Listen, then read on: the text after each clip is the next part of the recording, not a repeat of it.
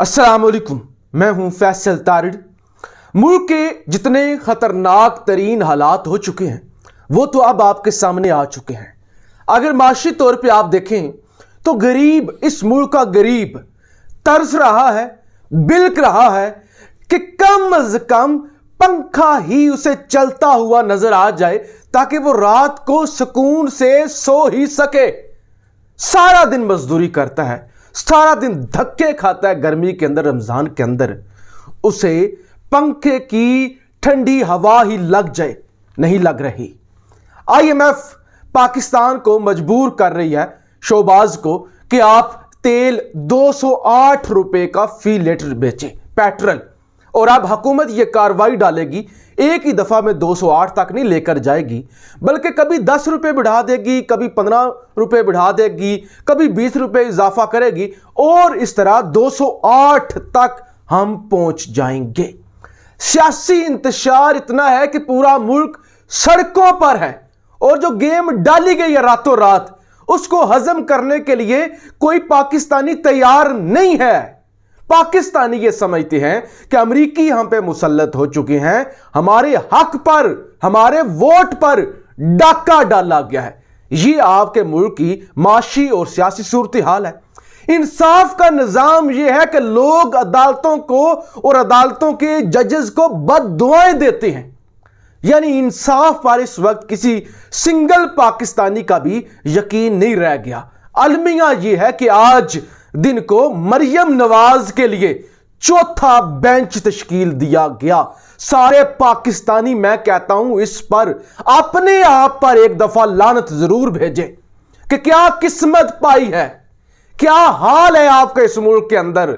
जाएं किसी को एक थप्पड़ भी मार के देखें, जाएं किसी का एक खरबूजा भी तोड़ के देखें, उस केस से आप 1 साल तक नहीं निकल पाएंगे। ये गांव के अंदर जो छोटे मोटे केसेस होती हैं, इन केसेस से हमारे बेचारे गांव के लोग 5-5 साल नहीं निकल पाते।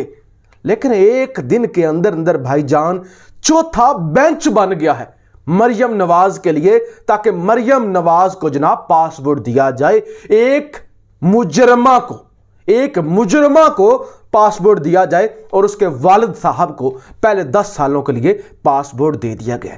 यानी इस मुल्क के अंदर आपकी माशी सूरत हाल भी बुरी, आपकी सियासी सूरत हाल भी बुरी कि इंपोर्टेड हुकूमत आ चुकी है, आपका इंसाफ का निजाम भी बुरा, कोई यकीन करने के लिए तैयार ही नहीं है। अब आ जाते हैं सिक्योरिटी पर। एक ही दिन में 3-4 बड़े वाकयात हुए हैं, जरा सुन लीजिए।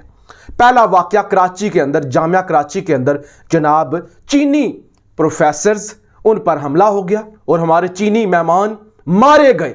26 दिन पहले जामिया कराची ने रेंजर को एक खत लिखा था और चीनी अदारे को भी खत लिखा था कि आपके प्रोफेसर तो आ रहे हैं, आपकी फैकल्टी तो आ रही है, लेकिन अगर इनके साथ कुछ हो जाता है जामिया कराची जिम्मेदार नहीं होगी। लेकिन किसी के कान पर जूं तक नहीं रेंगी और आज ये इतना बड़ा हमला हो गया। दूसरा हमला जनाब जनूबी वजीरिस्तान में होता है, पाक फौज पर यह हमला होता है। पाक फौज के 2 जवान शहीद हो जाते हैं जनूबी वजीरिस्तान के अंदर। तीसरा हमला जनाब बाजोड़ में होता है, फायरिंग होती है दहशतगर्दों की जानब से और जमीयत उलमा इस्लाम के रहनुमा मुफ्ती बशीर मारे जाते हैं। मुफ्ती बशीर जमीयत की जानब से MNA के टिकट पर इलेक्शन भी लड़ चुके हैं। यानी एक ही दिन में 3 वाकयात हो जाते हैं। अभी कल की बात है, हिंदुस्तान के राजनाथ सिंह ने कहा था कि हम पाकिस्तान के अंदर घुसकर मारेंगे। लिहाजा चौथी चीज होती है सिक्योरिटी। तो लिहाजा अब इस मुल्क के अंदर सिक्योरिटी अदारों पर, सिक्योरिटी पर भी सवालिया निशान लग गया। वैसे तो हमारे अदारे जाग रहे होते हैं, हमें पूरा यकीन है कि हमारे अदारे दिन रात बेशुमार ऐसे हमले होने होते हैं जिनको होने से पहले ही नाकाम बना लेते हैं। लेकिन इस मुल्क के अंदर मैशत से लेकर अदालती निजाम तक, सियासी मामला तक और सिक्योरिटी के मामला पर, यानी इस मुल्क के अंदर कोई जिंदा सांस ले रहा है ना, वो सुबह उठ के तहज्जुद की नमाज पढ़ के अल्लाह का शुक्र अदा किया करे कि इस मुल्क के अंदर वो जिंदा है। इस तरह का निजाम हो चुका है। अच्छा, अब जिस तरह से मुल्क के अंदर अदम इस्तेहकाम है, अमेरिका और भारत इसका खुल्ला मुखुल्ला फायदा उठाएगा। आज जो धमाका हुआ है कराची के अंदर, इसके अंदर जिस खातून ने किया है हमला, उसने डबल एमए किया हुआ है, वो एमफिल की स्कॉलर है। यानी एक बच्ची जिसने ये धमाका किया है उसने डबल एमए किया हुआ है, कोई जाहिल अनपढ़ गवार नहीं थी। आप देखें बीएलए ने इसकी जिम्मेदारी कबूल की है। अगर एक बच्ची जिसने डबल एमए किया हुआ है ये धमाका कर रही है, तो आप जरा जो पढ़े लिखे लोग हैं वो जरा अंदाजा करें। इसके दो चीजें हो सकती हैं। देखिए, एक चीज को जरा साइड पर रखते हैं। दूसरी चीज, अगर डबल एमए की हुई बच्ची धमाका करने पे मजबूर हुई है, कौन से उसके पीछे उसको बेवकूफ बनाना इतना आसान नहीं था कि जन्नत मिलेगी, ये होगा, तुम्हारी बड़ी कुर्बानी रंग लाएगी। जैसे किसी ये छोटे बच्चों को ब्रेन वॉश करते हैं। ये बड़ी खतरनाक बात है, इंतहाई खतरनाक बात है। हो सकता है बहुत सारे लोगों को ये मेरी बात पसंद ना आए। एक बच्ची जिसने डबल एमए किया हुआ है, उसने चीनियों को मारा है, उसने खुदकश धमाका किया, अपने आप को भी उड़ा लिया। क्या मुहर्रकात होंगे, ये चीज सोचिएगा खुदा के लिए, फतवे ना लगाइए किसी पर।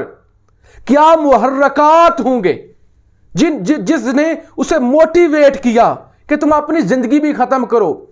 एमफिल की तालिब इल्मा 2 एमए किए हुए, उसे मजबूर किया कि तुम स्टेट के खिलाफ लड़ो, तुम स्टेट को नुकसान पहुंचाओ, तुम स्टेट के खिलाफ खड़ी हो जाओ। जरा अंदाजा करें बीएलए का नेटवर्क और उनकी कैंपेन कितनी मजबूत हो चुकी है और किस तरह वो नौजवानों को खरीद रहे हैं, नौजवानों को गुमराह कर रहे हैं। या वो नौजवान किस तरह से हिंदुस्तान के एजेंडे और अमेरिकी एजेंडे के अंदर आ चुके हैं, उनका ब्रेन वॉश हो चुका है, या फिर स्टेट ने उनको हकूक नहीं दिए। यानी ये सब कुछ क्यों होता है? बड़ा आसान होता है इल्जाम लगा देना किसी पर। इसके मुहर्रकात कोई स्टडी नहीं करता कि हो सकता है उसके साथ कोई बेवफाई हुई हो सकता है उसको इंसाफ ना मिला हो और वो मजबूर हुई हो बदला लेने के लिए।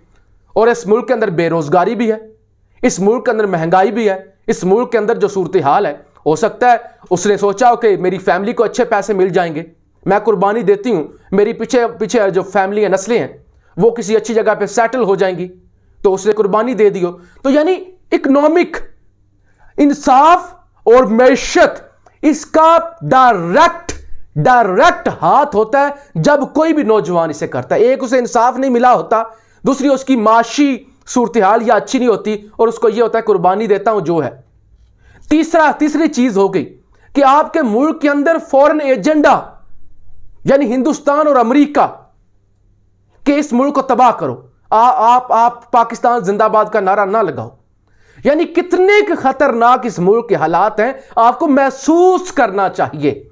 यह चीज आपको स्टडी करनी चाहिए, डीप स्टडी करनी चाहिए, और स्टेट को तो जरूर करनी चाहिए कि क्या हो रहा है इस मुल्क के अंदर, क्यों नौजवान ये कर रहे हैं, क्यों इस मुल्क के अंदर ऐसा हो रहा है, क्यों दुश्मन कामयाब हो रहे हैं, क्यों हमने इग्नोर किया जब 26 दिन पहले हमारे पास थ्रेट लेटर आ गया था, हमारे पास वार्निंग आ गई थी, क्यों हम इन ड्रामों के अंदर लगे हुए हैं। क्या इस वक्त हम मुल्क के अंदर जो सियासी तमाशा, अदम इंतशार है, अदम इस्तेकाम है, ये अफोर्ड कर सकते हैं कि पूरा मुल्क अलर्ट पर है, कुछ भी हो सकता है इस मुल्क के अंदर और दुश्मन चारों तरफ से घात लगाकर बैठे हुए हैं।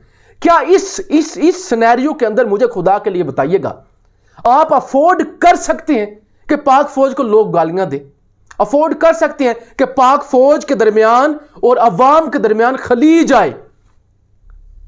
क्या कोई अफोर्ड इस सूरत हाल में कर सकता है?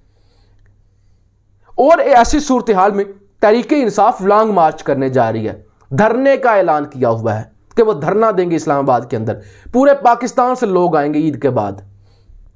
क्या जिस तरह से पाकिस्तान के अंदर ये धमाके हो रहे हैं, हमले हो रहे हैं, क्या अल्लाह ना करे क्या इस्लामाबाद के अंदर जितने लोग आने हैं, कहां से आने हैं, क्या कितना बड़ा खतरा होगा इस लॉन्ग मार्च पर, कितनी बड़ी तबाही हो सकती है, अल्लाह ना करे।